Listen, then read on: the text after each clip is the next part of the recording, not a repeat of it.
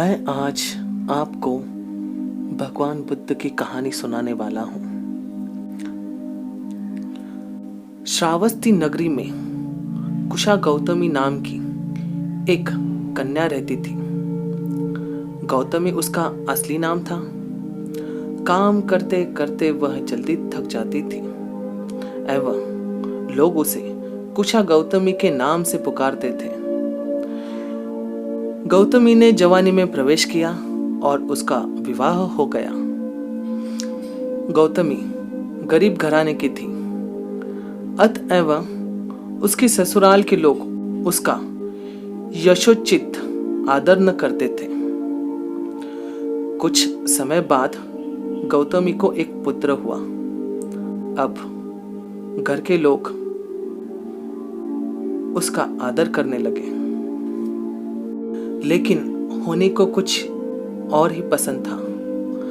गौतमी का शिशु जब कुछ बड़ा हुआ और इधर उधर खेलने लायक हुआ तो विधाता ने उसे उठा लिया, अर्थात उसके बच्चे को मृत्यु प्राप्त हुई।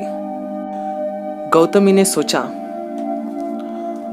पुत्र जन्म से पहले मेरा इस घर में अनादर था, अब पुत्र के मरने के बाद वापस वही होगा। लेकिन अब ये लोग मेरे प्रिय शिशु को न जाने कहां छोड़ देंगे। गौतमी ने अपने पुत्र को अपने गोद में उठा लिया और घर घर दवा मांगते फिरने लगी। लोग तालियां बजाकर हंस देते थे और कहते थे, पगली, कहीं मरे हुए की दवा होती है।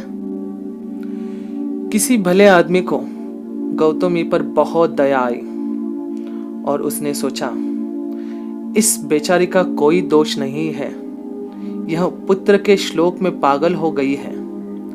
इसकी दवा तो सिर्फ और सिर्फ भगवान बुद्ध के पास है और किसी के पास नहीं। उसने उस गौतमी से कहा, माँ, तुम भगवान बुद्ध के पास जाकर उनसे पूछो। गौतमी ने अपने शिशु को गोदी में ले लिया और भगवान बुद्ध जहां पालथी मारकर बैठे थे वहां पहुंच गई और पहुंचते ही अभिवादन करके बोली, महाराज, मेरे पुत्र को दवा दीजिए। तथागत ने कहा, तुमने अच्छा किया जो यहां चली आई। देख, तू इस नगर से जिस घर में किसी की मृत्यु ना हुई हो, उस घर से कुछ सरसों के दाने मांग कर ला, फिर मैं तुझे दवा बना के दूंगा। भगवान बुद्ध की बात सुनकर गौतमी बहुत प्रसन्न हुई और सरसों के दाने लेने के लिए चल दी। पहले घर में जाकर उसने निवेदन किया, देखिए, भगवान बुद्ध ने मुझे आपके घर से सरसों के दाने लाने के लिए कहा है। आप लोग सरसों के दाने देने की कृपा करेंगे। गौतमी के ये शब्द सुनकर एक आदमी झट से घर में से सरसों के दाने ले आया और गौतमी को देने लगा। गौतमी ने पूछा, पहले यह बताइए, इस घर में किसी की मृत्यु तो नहीं हुई है? यह सुनकर घर के लोग आश्चर्यचकित होकर उसे देखने लगे। गौतमी, ये तू क्या कह रही है? यहां कितने आदमी मर चुके हैं, इसका कोई हिसाब है? गौतमी ने कहा, तो मैं आपके घर से सरसों नहीं लूंगी। गौतमी दूसरे घर गई। सब जगह उसे वही जवाब मिला। उसने समझ लिया, शायद सारे नगर में यही बात हो। उसे एकदम से ध्यान आया कि भगवान बुद्ध ने शायद जानबूझकर मुझे सरसों मांगने के लिए भेजा है।